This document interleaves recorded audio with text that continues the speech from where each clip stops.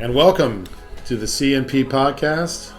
I am Paul and he is Chris. So Chris and Paul, C&P podcast. Really creative. CP and PC. Yep, and that's why we're here. We want to share a Christian Worldview podcast, which we don't think there's enough of them. So we're hopeful that our Christian Worldview podcast can meet you where you are and encourage you. We're all about encouragement. Positive encouragement. Yeah, we all need encouragement, don't we? I mean, Yeah, it doesn't matter if you're a pastor of 20 plus years or if you're not. Like, everybody needs encouragement. And sometimes when I was a kid growing up, I didn't think that my pastor needed encouragement because he was the pastor. He was the one encouraging everybody else. Yeah, you're supposed to encourage everybody else. Yeah. Yeah, nobody's supposed to encourage you. But pastors are people too. Yep, they sure are. Yeah. We are people. So, where do our hobbies come from, Pastor Chris? I know this is Holy Week, and we're going to get into that a little bit this podcast. But I want to start off with people. We have hobbies, and when I was a kid, I always felt like my hobbies were kind of gifts from God. You know, like, I think so too. It was kind of a way to be joyful, to create a positive energy in my life. And as I understand it, God rejoices in our lives when we're happy, when we're doing things that are creative. Yeah.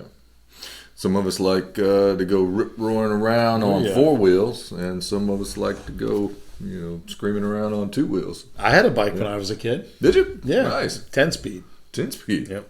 Right. Nothing motorized or anything. No, nothing motorized. My mom was like, nope. Nope. Although my brother's friend Doug McDonald, who went to Embry-Riddle down the street here, Doug was a big motorcycle guy.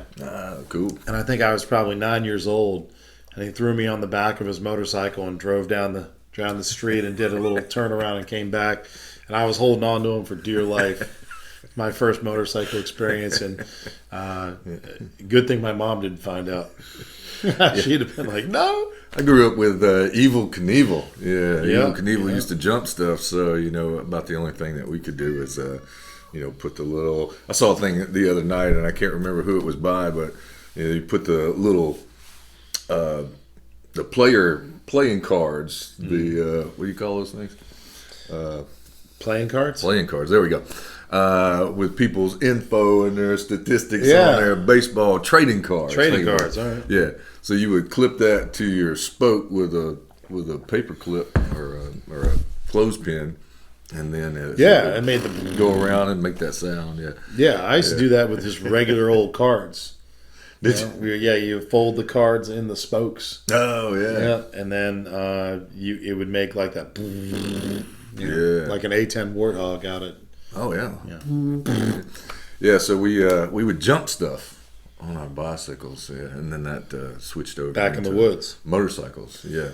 Yeah, we were doing the same thing, motocross or, doing all that fun stuff in the woods with your friends and building forts and creating things you could ride over. And yeah, that was fun. And now the X Games has like high jump with motorcycles. High jump? High jump. Yeah, there you go. Screaming down and jump and go over. It's like a pole vault or a high jump with a motorcycle. Wow. Yeah, that sounds awesome. Yeah, so like I love driving. I have a Corvette, and I love everything about this car. I like putting on carbon fiber pieces and working on the aerodynamics and kind of the science of what makes the car faster. Looks good. Thank you. And I like making sure that everything I can do to that car makes it more agile on a track, quicker acceleration.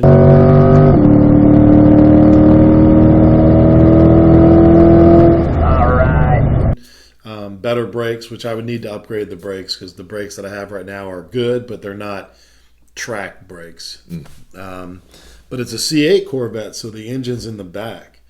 And I just found that to be something that was really intriguing. The look of it's obviously, I think they're beautiful, but and I thought the old like C6, C5 Corvette, that generation, the 5th and 6th generation, that's what that stands for, the C. But I always felt like they look like a big nose. Like really long in the front. And Right. You're sitting way back. It's like you're driving a nose down the street. Yeah. A fast nose, a runny nose. Yeah, your car looks really good. It looks like it looks like a Batmobile, so to speak. Yeah, and not the old kind of Batmobile, not the. So our hobbies, it costs money to have a hobby like that. So to get to a track, it costs $200 for the day to reserve your spot on the track.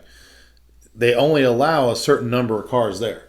So that's why the price is what it is. Right. So if you go there, there's a limit of, let's say, 20 cars because they don't want to have accidents on the track. They want to keep people spaced away because you're not racing anybody. You're tracking your car. Right? So what's that mean? Do you go for time? Yeah, you're going for time. You're working on your cornering abilities, how to handle the turns, your downshift timing, your braking. You're really performance driving a car. You're just not racing anyone else. Right.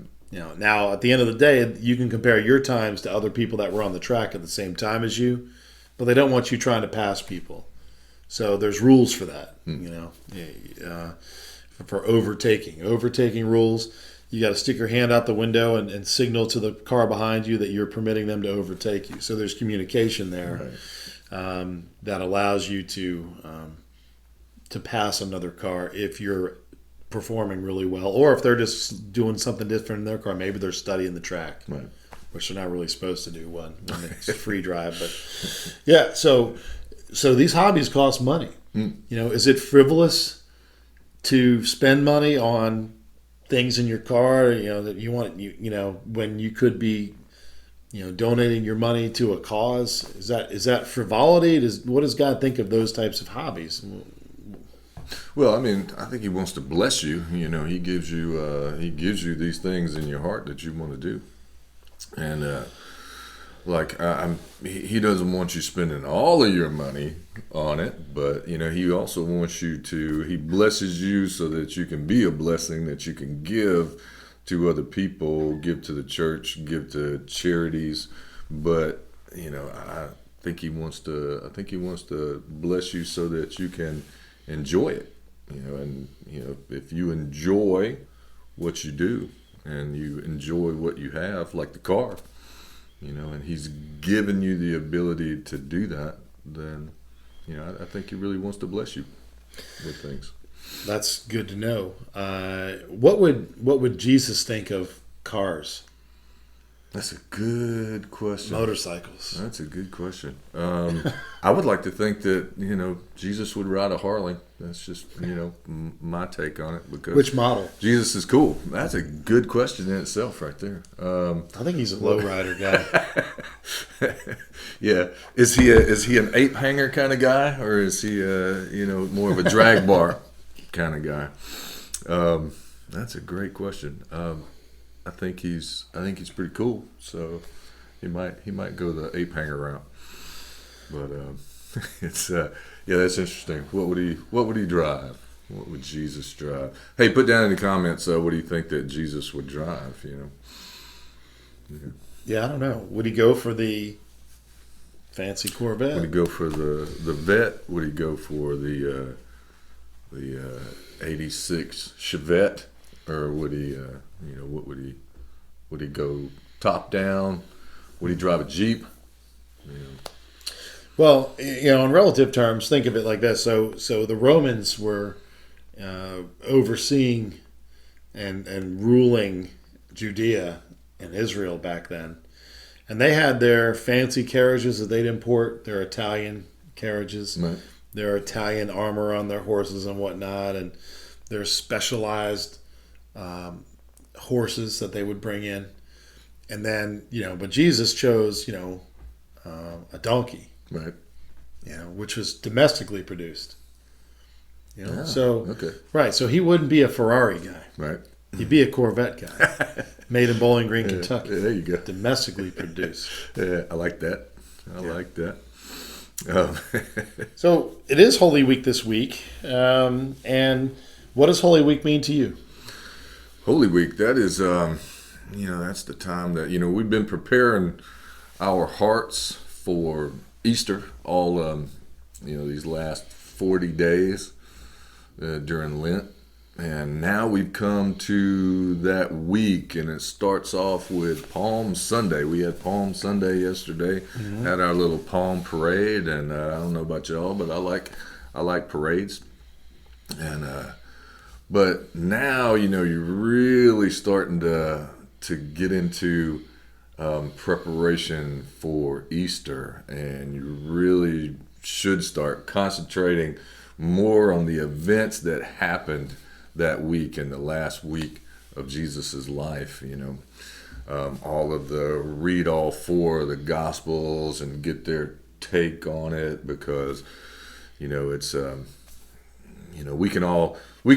you and I can see the same thing happen. We can see an event happen, but you're going to tell it differently than I do. So read all four of these Gospels and see how they line up, see how they're different, so that you can prepare your heart better for Easter Sunday. And Monday, Thursday is coming up, and we'll have a service at 7:00 at the Lions Club in Jack's Beach. And Monday means foot washing, so it's about the foot washing that he did to his disciples, and he said, I've given you example of how you're supposed to treat one another, and you're supposed to lower yourself to a point where you serve other people and you don't see yourself higher than anybody else. So yeah, because people's feet were disgusting back then. They were nasty and funky. They were stanky back then. Yeah, you walked around in sandals all day long in the dirt, so depending on whether it was cold or hot, your feet could get sweaty and you make nasty little mud pies on your feet. That's good. Have you ever had a pedicure? I've had one pedicure. Don't judge me, man. I've had one also. It was a wife thing. Like Mindy was like, you're gonna love this. Yeah. You're gonna love this. And I got there and I was like, ow.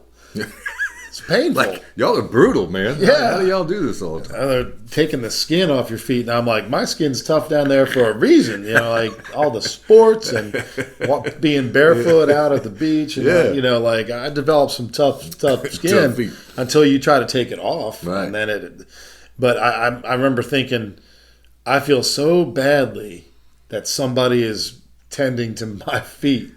Like, I'm like, I'm so embarrassed. Like, you have to break the power tools out. Yeah, I'm not a foot model by any means. No. So imagine 2,000 years ago when the popular shoe was Air Jesus. It was a sandal. Yeah, man. You got rocking those sandals, and there was no My Pillow slipper sandal version that's comfortable. It was like some leather strips strapped on your foot. Yeah, and these are washing somebody's feet was the servant's job. If you had a servant or a slave, they would wash your feet when they came in, because it was disrespectful to go in somebody's house with your feet all funky like that. And plus, you're like reclining at the table, and you got feet. So you're like sitting cross-legged. Reclining is kind of like you're like leaning like you got you got a table right here, and pass you're like lasagna leaning on it, and you're like eating that way, but you got an elbow up there and you're laying out, because they didn't have tall tables like we got right here in front of us. They had little short tables, and they would lean on that and have pillows around and stuff. So yeah, it was close quartered with your feet sticking out, not like underneath the table. So Monday is all about. Well, it's about the Last Supper too, and the last time that he, was able to break bread with his disciples before he was arrested and then crucified. So it's about foot washing and Last Supper and the arrest, and so we just concentrate on that for Monday, Thursday. And then the next day, Good Friday, when he is beaten beyond recognition. And Yeah. his beard pulled out. Yeah, that's the first time I had heard he had his beard pulled out was on Sunday, and that's an image that I just like haven't been able to get out of my mind. I mean, for those of you watching, imagine if I just like pulled as hard as I could Pastor Chris's beard and ripped the hair out. That just sounds like Larry Fine from the Three Stooges getting hey porcupine, they're tearing his hair out. yeah. But no, not funny at all. Just horrible. No, it's not funny at all.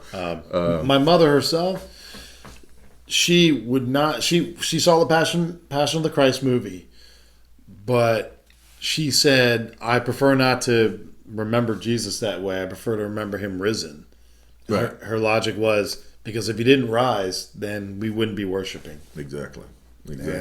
But we can't forget what he went through to get there, because when we remember what he went through to get there, then we see the absolute love, the agape love that he has for us. And, he didn't say, I'm willing to die, but, just like suffocate me or something like that, which actually happened. That's what crucifixion is all about. It's all about suffocation. So with your arms up like that, the victim is suffocated. So it was very brutal, and he went through that for us. And, I don't get all these other gods around. Our God left his high position and came down here and took on flesh, and he died for us in a very brutal kind of death. Why did he have to die like that? It must have been a real shock to the disciples who were coming into Jerusalem for the Passover festivities, and here, people are laying down palms for Jesus, and that's their guy. They're They're rolling into the big city for festivities with their guy, and they're all thinking, "Wow, we're going to be big deals here." Yeah, during Holy Week, King, and we're going to be his court. And I remember studying the Bible, and they were talking about how right before the Last Supper they had been arguing like who the greatest among them was. Yeah. And then they sit down and recline, and Jesus says, "Okay, you know who the greatest one of you is? Whoever washes the feet of the other 11. That's who the greatest is." Yep. The first shall be last, and the last shall be first. And those who are willing to put themselves after down 3 years of ministry, how did the disciples not get that? How do they still not get that? You're like, "Hello, McFly." I think that's a good reflection. Listening? That's a good reflection, though, of how we don't get it. Right. Like we go to church, we pray, we read, we study, and we still fall short. Yeah. And I brought up C.S. Lewis yesterday, and you have to think about who he is, like who is Jesus, because Jesus was real. Josephus talks about him, and several of them. Nero wrote about him. Nero's not going to write about anybody that is not real. So he would like to have just and tried wiping the Christians off. Well, all the people of those times would not have followed someone that didn't exist. Right. It wasn't like he didn't have followers in 100 AD or 150 AD or 200 AD when they could have been told at that time, "Oh, this wasn't a real person." Right. Yeah. But no, I mean, he was real. He was real. Yeah.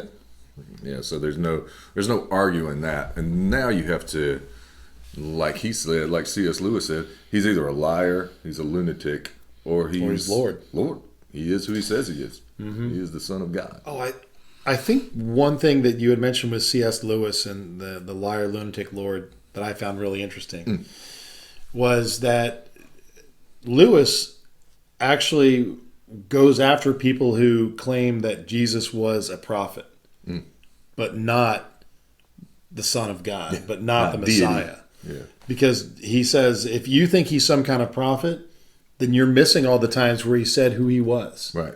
So if you think he's some wise prophet, you're also calling him a total BSer because you're skipping over a lot of what he said. Yeah. So how can he be a prophet and then you only listen to 2/3 of what he said, but not the other third where he doesn't agree with you? Yeah. Yeah, and how can he be a great moral teacher when he's a liar? Yeah. He's supposed to be this great moral teacher, what people think, right? But he said he was the Son of God. But he really wasn't. Yeah, and if he's not, if he's just a great moral teacher, then he's not a great moral teacher. Right. Yeah. Yeah. How can you be? You can't be You one can't be, and yeah, and can't the be other. one. Yeah. Yeah. Yeah. So he either is who he says he is, or he's a liar. Yeah. Yeah.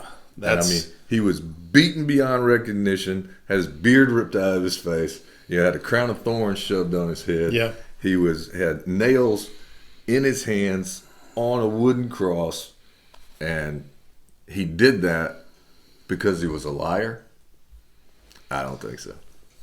Yeah. I don't think so. Yeah, you would also have to say that Jesus was really stupid if he allowed that to happen. Right. Yeah. And Because first time somebody smacked me with a whip, I'd be like, hey. yeah, just one is good enough for me to recant. Yeah, like, I'm done. I was just playing. Yeah, just messing around. Why the donkey? Why did Jesus ride in with a donkey? What was the significance of that, other than it was an Old Testament prophecy? Yeah, when kings would come into a city and they came in peace, they would come riding on a donkey.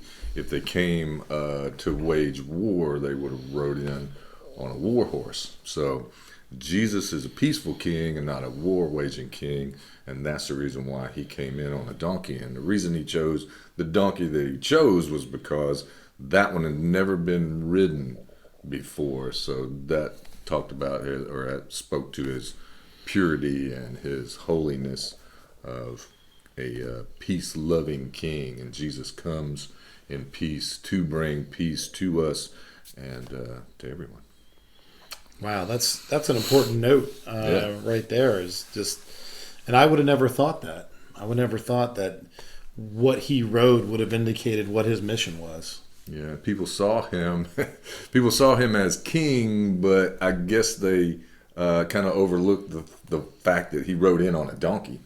It's like, well, if you remember, kings rode in on a donkey for peace and not war, and they wanted him to wage war against the Romans. So, not exactly the king they thought they were getting.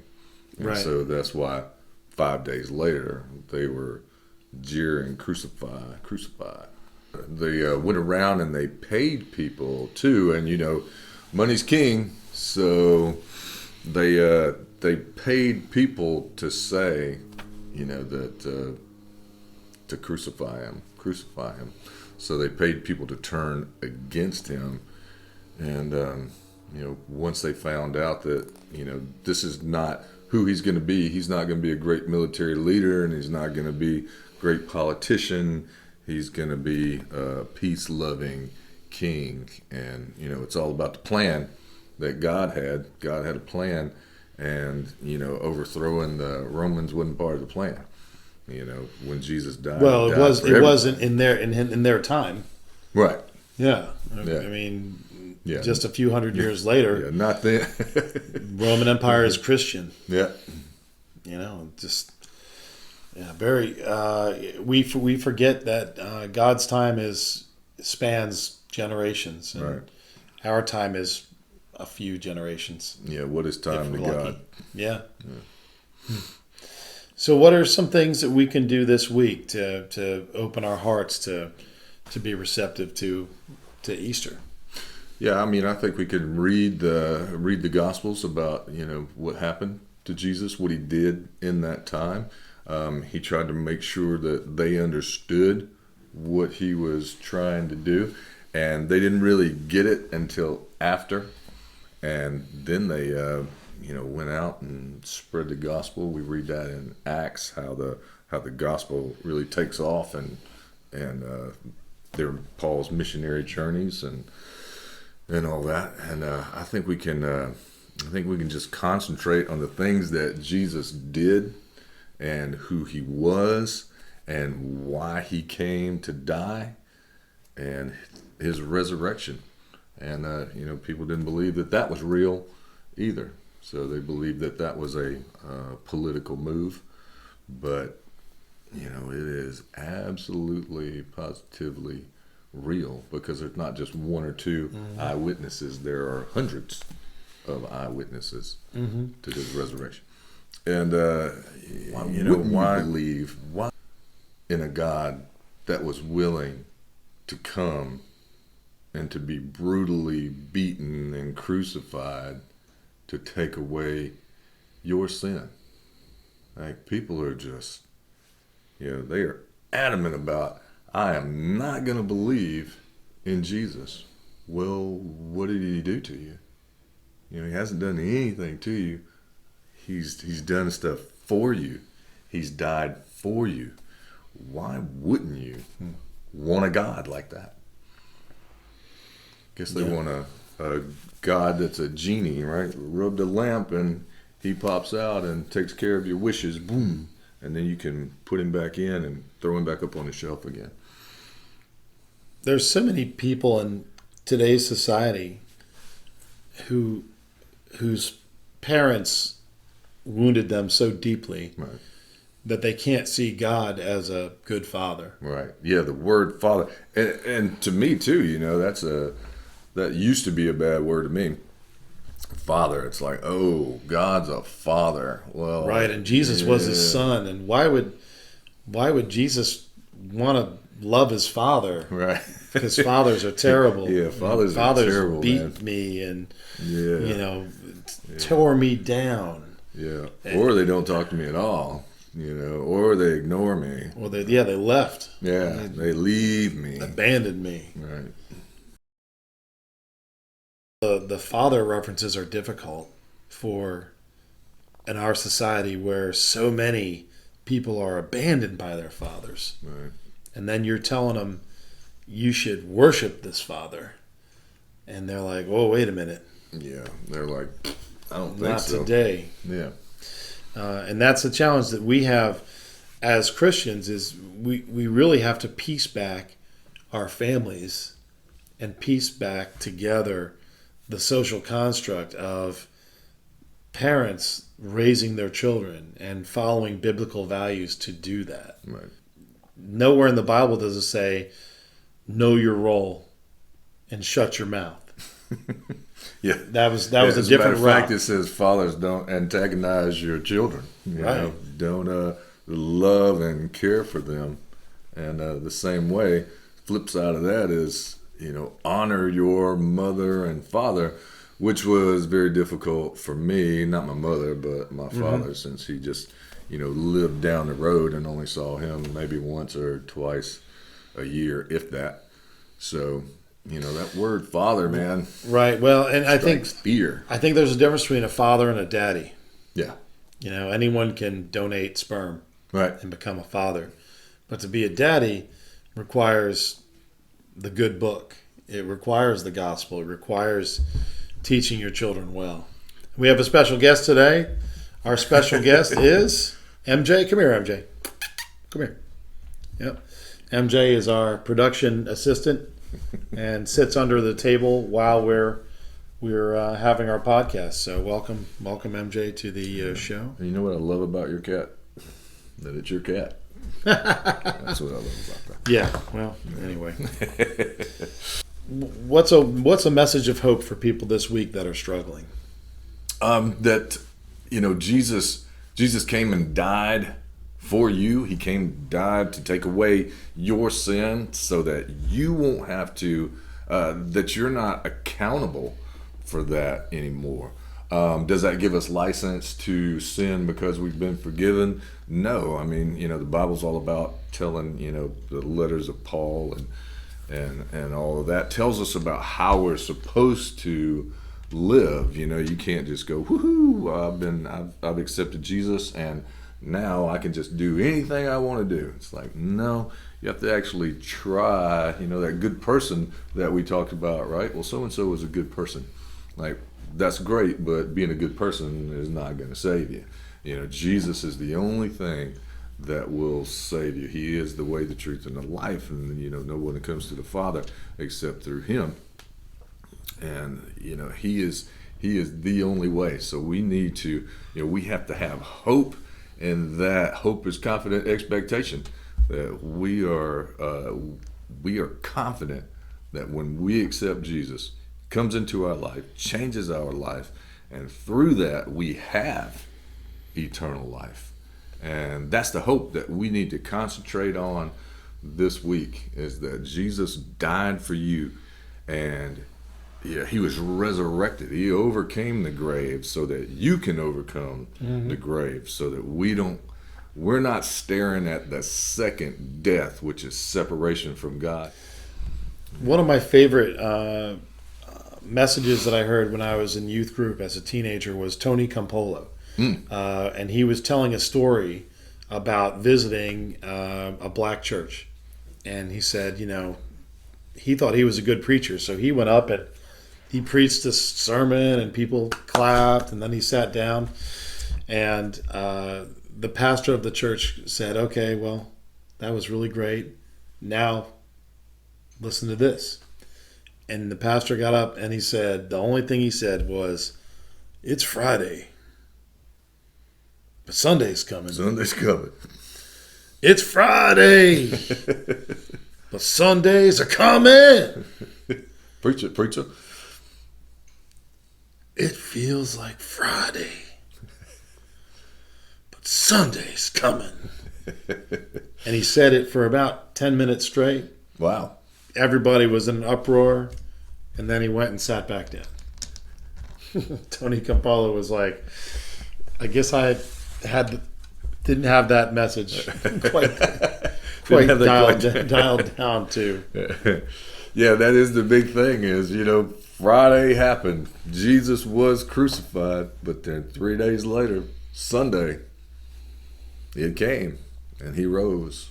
So even though the Friday happens in your life, whatever that is, God is always there to resurrect what's happened in your life, to make that new. If you feel like your life has been crucified, there's always that hope, that God can resurrect whatever's happened in your life and make you new. You just remember that adversity is not the end. Adversity is the start of something that's going to be great, and especially when you give it up to God. I faced a lot of adversity in my life. Pastor Chris has faced a lot of adversity in his life. And it's important that we give up that which we cannot control to God. Right. There are disadvantages in our lives that ultimately become advantages. Right. And there's some people that have advantages that are really disadvantages.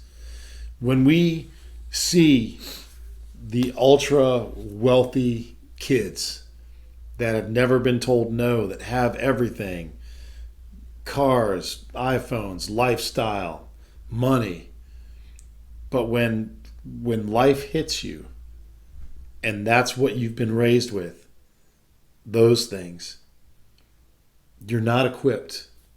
Right. You're not equipped to come back. And that's where the advantage of wealth and the advantage of privilege is truly a disadvantage. Right. So when we talk in our culture about who's got more privilege than someone else, what really matters is, have you had enough disadvantages in your life to tackle the real world when it happens? Because having privilege does not prepare you for what the real world truly is. Right, and if you live your life constantly on the mountaintop, then you never know how to handle the adversity down in the valley. Yeah. So mountaintop is great, but you got to walk through the valley sometimes, and that's where God comes in, because he walks with you through that valley to get you back to the mountaintop. He does. Yeah. He's there the whole time, but sometimes while you're at the top of that privileged mountaintop, you're not seeking him. Right.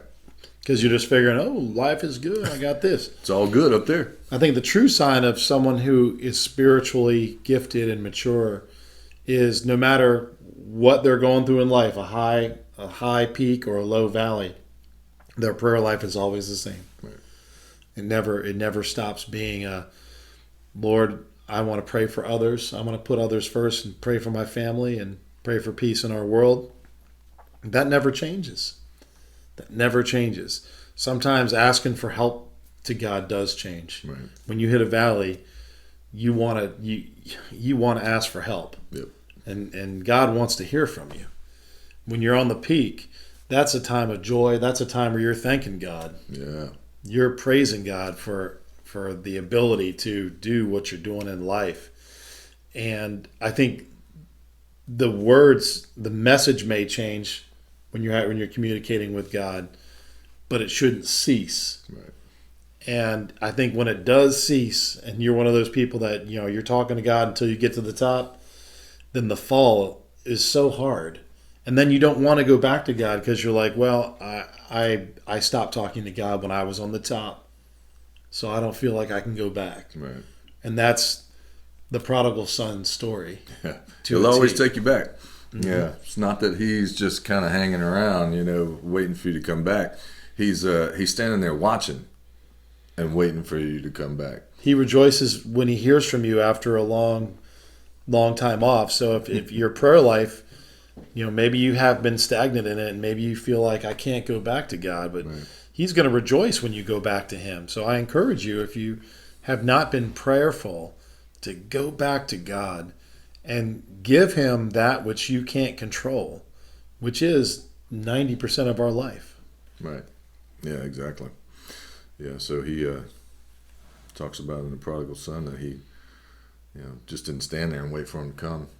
That he ran out to meet him, and that's the kind of God that we have, the one that runs out to meet you. That is a good father. Mm-hmm. Jesus called him Abba, and Abba's a very intimate name. It means daddy. Mm-hmm. So, that's the kind of father. If you've never had a father, like I never had a father, or I never had a daddy, I had a father. I had to come from somewhere, right? Someone created you. Yeah. So I never had a daddy. So, that was very important to me to find out that God is a God to the fatherless. Yeah. So if you don't have a father, if you an don't earthly have a daddy, father. You don't have an earthly daddy, you got one. Yeah, it changes the whole mechanism to the phrase, or the whole response to the phrase, "Who's your daddy?" Who's your daddy? Yeah. There's my daddy. Yeah. So you don't have a daddy, then God is waiting to be that daddy for you. Yeah, and that brings us back full circle to, your daddy does want to see you living life, right, and expressing yourself. Like some people like Harley, some people like vets, some people like bikes, they like to go trail riding. But finding your joy in some happiness that can be built, God's going to rejoice in that. He sings songs of praise when you are feeling that joy in your life. And certainly it's not always like that. Right. Sometimes you're reaching a bottom, but he rejoices when he hears from you in the bottoms. He rejoices when you celebrate him at the tops. Mm-hmm. This week, especially, find time, carve out time, and we have to do that. Everybody's busy now. Everybody's running around doing this, doing that. Mm-hmm. You have to carve out time to talk to him and be with him. Jesus did the same thing. Jesus was busy. He had a lot of demands on his life. He had big crowds following him, and he fed them, and he healed them, and he taught them. And ministry is a full-time job. So, you never know what's going to pop up. I never know what's going to pop up in my life. So you got to carve out that time, try to keep it at the same time. That way you can do it all the time. But if you're like me, sometimes you have to, move stuff around but you have to carve out a time each day to spend with him. Yeah. So that's very important. Yeah. So my favorite, concentrate on that this week. My favorite scripture is Paul, where he says, pray incessantly. Constantly. Yeah, and you can do that anywhere. You don't just have to carve out that time where you go sit in a particular chair, or you go out here on the dock and do that. You can be driving down the road and pray. You can be in the shower and pray. You can pray anywhere for anything. So, yeah. Powerful stuff. Pray anywhere, anytime. Yeah. There is no barrier to your daddy. Nope. None. Nope. He takes phone calls all the time. Mm-hmm. Yeah.